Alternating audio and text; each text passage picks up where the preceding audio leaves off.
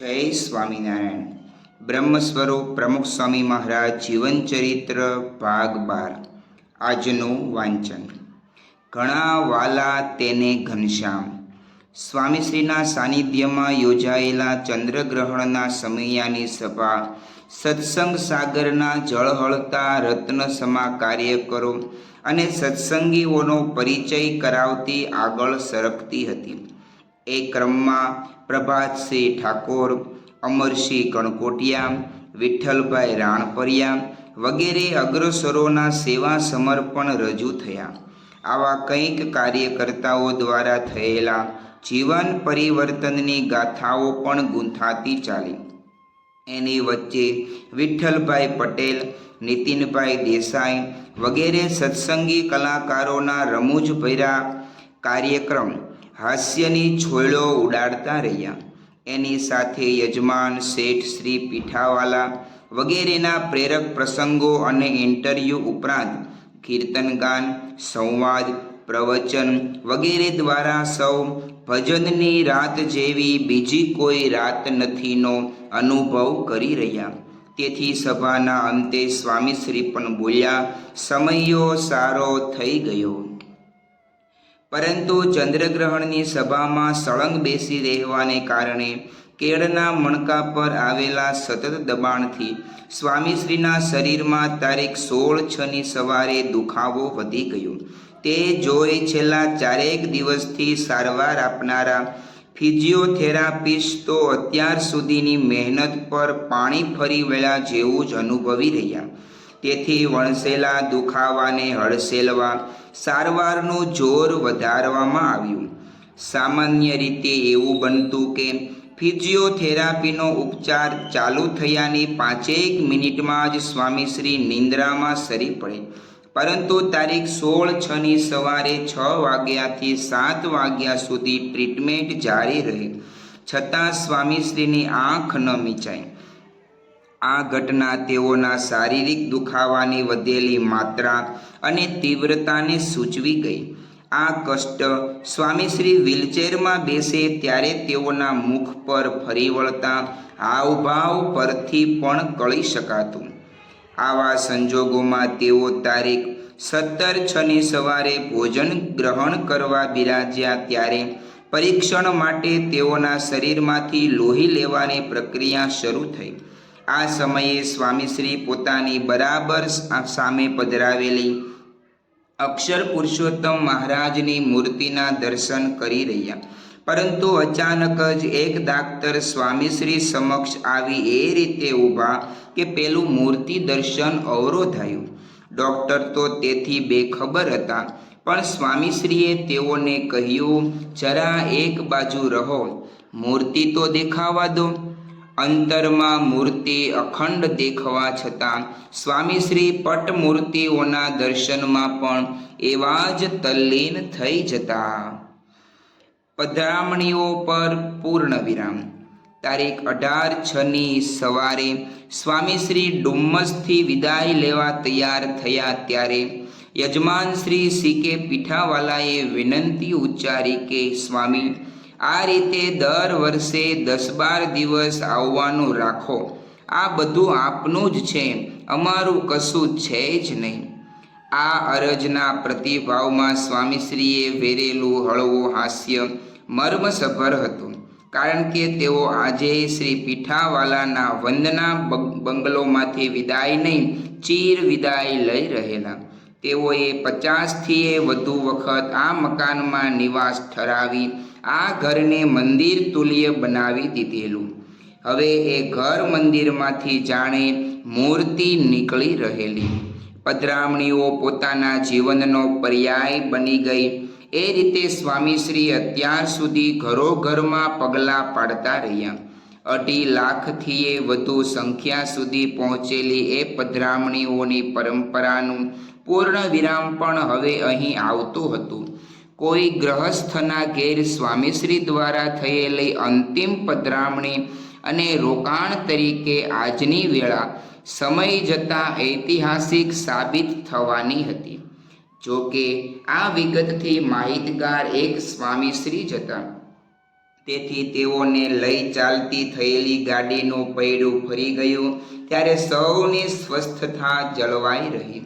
પરંતુ માર્ગમાં સ્થાનિક મંદિર આવતું હોવાથી સ્વામીશ્રીએ તેના દર્શનની ઈચ્છા વ્યક્ત કરી, પણ દુખાવાની સ્થિતિમાં વારંવારની બેઠક ઉઠક વિઘ્નરૂપ જણાતા ઠાકોરજીની બરાબર સામે રસ્તા પર ગાડી થોભાવવામાં આવી. અહીંથી અક્ષર પુરુષોત્તમ મહારાજને વંદન કરી વિદાય થયેલા સ્વામીશ્રી પલસાણા પહોંચ્યા ત્યારે અત્રે પણ તેઓએ સડક પર જ મોટર અટકાવી નિર્માણાધીન મંદિરને નિરખ્યું અને 11:15 વાગે સાંકરી પધારી ગયા. શાંત સ્વભાવવાળા છે પોતે. ચોતરફ ફેલાયેલી હરિયાળી વચ્ચે ગુલાબની જેમ મોહરી ઉઠેલું સાંકરીનું મંદિર સ્વામીશ્રીનું આગમન થતાં જ હર્ષ પુલકિત થઈ ગયું. તેમાં મહાલતા આ પંથકના ભક્તો પણ હોંશે હોંશે લાભના ઘૂંટડા ગટગટાવવા માંડ્યા. એની વચ્ચે તારીખ 20/6ની સવારે સ્વામીશ્રી પત્ર વ્યવહારમાં પરોવાયા ત્યારે તેઓના હાથમાં નાસિકથી આવેલો એક ઈમેલ મૂકવામાં આવ્યો. તેમાં અંકાયેલા કોક વસાહતના નકશામાંથી એક પ્લોટ સત્સંગીને ખરીદવાનો હોવાથી એ પ્લોટની ડિઝાઇન પણ ઈમેલમાં સામેલ હતી, પરંતુ પ્રિન્ટ એવી ઝાંખી નીકળેલી કે કયા પ્લોટની વાત છે તે સ્વામીશ્રીને બરાબર પકડાતું નહોતું. તેથી તેઓએ પત્ર પરિચારકની મદદ લીધી, પણ તેઓને ગળ ન પડતા છેવટે બિલોરી કાચની સહાય લઈ સ્વામીશ્રીએ પ્લોટ પકડ્યો અને નિર્ણય આપ્યો, ખરીદી લેવાનું કહી દેજો. શરીરને નડતી કનડતી તકલીફો વચ્ચે 90મા વર્ષે અને 7 લાખથી વધુ પત્રો ઉકેલા પછી એક ટપાલને સ્વામીશ્રીની શ્રદ્ધા અને સહાનુભૂતિ તથા ચીવટ તેમજ ચોકસાઈનો સ્પર્શ અવશ્ય મળતો. આ ગુણગણ સાથે કાર્યરત સ્વામીશ્રી સમક્ષ આજની રાત્રે કેળની કસરતનું નિદર્શન કરતા ફિઝિયોથેરાપિસ્ટ આગળની બાજુ નમ્યા. તે જોઈ હસી પડેલા સ્વામીશ્રી બોલ્યા, નિશાળમાં માસ્તર આ રીતે શિક્ષા કરે?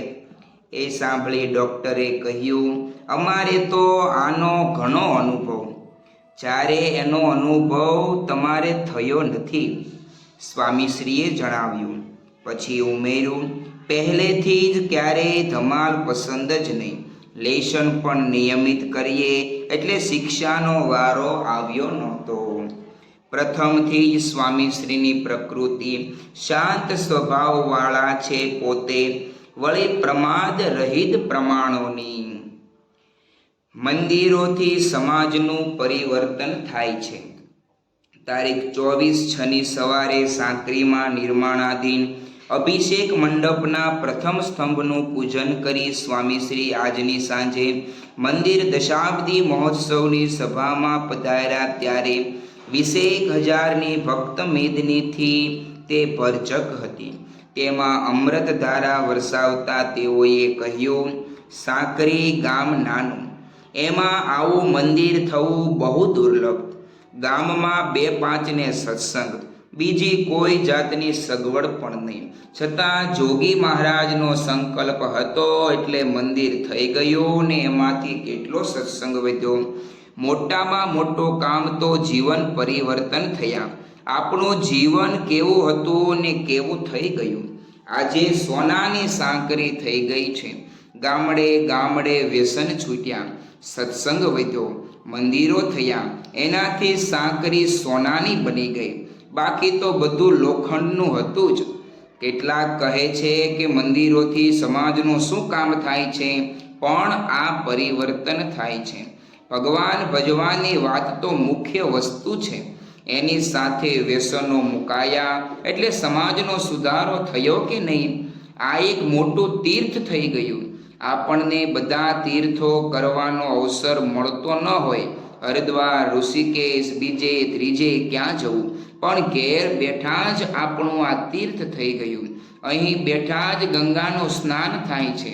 આવો મહિમા ન સમજાયો હોય તો થાય છે કે ઠીક છે, બધા ભેગા થઈ તાળીઓ પાડી ખાઈને હાલ્યા જાય છે. પણ ભગવાનનો પ્રસાદ થોડો અંદર જાય તો જેવું તેવું હોય તોય પરિવર્તન થાય એવું મોટું જ ધામ છે. હવે એટલું જ છે કે જે સાચી વાત આપણને મળી છે તેની વાત બીજાને પણ કરવી. બીજું કાંઈ ન થાય તો કાંઈ નહીં, પણ તમે બીજાને સત્સંગ કરાવો એ પણ મોટામાં મોટી સેવા છે. આ સેવા કરવાની રીતિ શીખવાડતા હોય તેમ સ્વામીશ્રીએ તારીખ 25/6ની સવારે પણ પ્રાસંગિક પરાવાણી રેલાવી દીધી કે સંપ સુહૃદભાવ અને એકતા એ તો મુદ્દો છે. કોઈ બોલી જાય તોય સામે બોલવું નહીં. આપણે તો આત્મા છીએ એમ માનવું. કોઈ ગાંડો કહે તો રીસ ન ચડવી જોઈએ. કોઈ આપણને બોલી જાય તો ભૂલી જવાનું. એક રાગ અને એક રુચિ રાખીને કામ કરશો તો સત્સંગ ખૂબ વધશે. મનમાં મને કોણ કહેનાર એમ ન થવું જોઈએ. ભગવાન આપણને કહેનાર છે. વળ ચડી જાય એ ખોટું. મમત્વ છે એટલે દુઃખ થાય છે, પણ આ જગતમાં રાજા મહારાજાનું ધાર્યું પણ થતું નથી. ફક્ત ભગવાનનું અને સંતનું જ ધાર્યું થાય છે. તો પછી આપણે કોણ? આપણે તો ભગવાનના દાસ છીએ. માટે આપણે મમત્વ પકડી ન રાખવું. હરિ મંદિરમાં અંતિમ પદાર્પણ અને પ્રવચન. તારીખ 25/6ની સવારે સાકરીથી નવસારી પધારેલા સ્વામીશ્રી અહીં તારીખ 26/6ની સાંજે રવિસભામાં ધર્મલાભ આપી ઉતારે પહોંચ્યા. અત્રે તેઓએ ભોજન બાદ આરામના સમય સુધી પત્રોનું કામકાજ કર્યું. તે પછી તેઓ શયનના નિશ્ચિત સમયે ઊભા થયા ત્યારે તેઓના પગમાં ચડેલા સોજા સંતોના કષ્ટ અને કુતૂહલનું કારણ બન્યા. તે સૌ તે જોઈ રહેલા ત્યાં સ્વામીશ્રી બોલ્યા, જૂનું તો થયું રે દેવળ, જૂનું તો થયું. એવું છે મારા ભાઈ, પાટાપિંડી કરવી પડે. તેઓના આ વચનમાં મર્મ હતું, પણ તે ગૂઢ બની રહ્યો અને સ્વામીશ્રીએ તારીખ 30/6ની સવારે જામલાપાડા, પોંસરી, ગણદેવી તથા વેસમાના મંદિરોની મૂર્તિઓમાં પ્રાણ પધરાવી પ્રતિષ્ઠાનો ચંદરવો રચી દીધો. તેની તળે નવસારીના સત્સંગને શાતા પમાડી તેઓ તારીખ 1/7ની સાંજે 6:50 વાગે અંકલેશ્વરની ઔદ્યોગિક વસાહતમાં નિર્માણ પામેલા નૂતન મંદિરે આવી પહોંચ્યા. અત્રે સ્વામીશ્રીએ વ્હીલચેરમાંથી ઊભા થઈ પ્રતિષ્ઠિત મૂર્તિઓની આરતી ઉતારી. એ પછી સંતોને કીર્તન ગાવાની આજ્ઞા આપી પોતે પ્રદક્ષિણા ફેર્યા. એને અનુસરતા તેઓ મંદિરના નાના પોડિયમ પર પધાર્યા. ત્યારે પ્રાંગણમાં એકત્રિત સેંકડો ભક્તોએ ગગનભેદી હર્ષોલ્લાસ વ્યક્ત કર્યો. તે ઝીલી સ્વામીશ્રીએ સામેથી જ આશીર્વાદ વરસાવવાની ઈચ્છા જણાવતા તેઓ સમક્ષ જૂની રીત અનુસાર દાંડો ગોઠવી માયક ધરવામાં આવ્યું. તે દ્વારા સ્વામીશ્રીની અમાયિક વાણી વહેવા લાગી કે અંકલેશ્વર મંડળની પણ જય જય જય જય.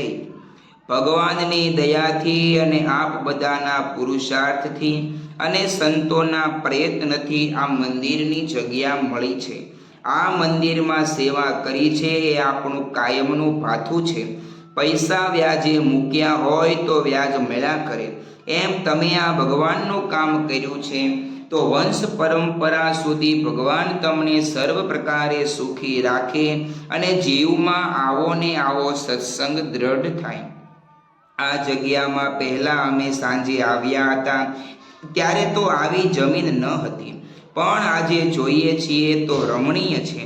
મંદિર પણ એટલું શોભે છે, મૂર્તિ પણ એટલી સુંદર અને તેજસ્વી છે કે દર્શન કરતાં શાંતિ થાય. આ મંદિરથી ઘણો સમાસ થશે. હજારો માણસો દર્શનનો લાભ લેશે. અહીં મોટા ઉત્સવો પણ થશે અને ઘણું કાર્ય થશે. ભગવાનને પ્રાર્થના કરીએ છીએ કે અંકલેશ્વરમાં ઉદ્યોગ પણ વધે.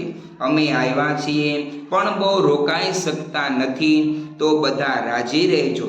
આપના બધાનો ભક્તિભાવ હતો તો આવી ગયા છીએ, માટે બળ રાખજો.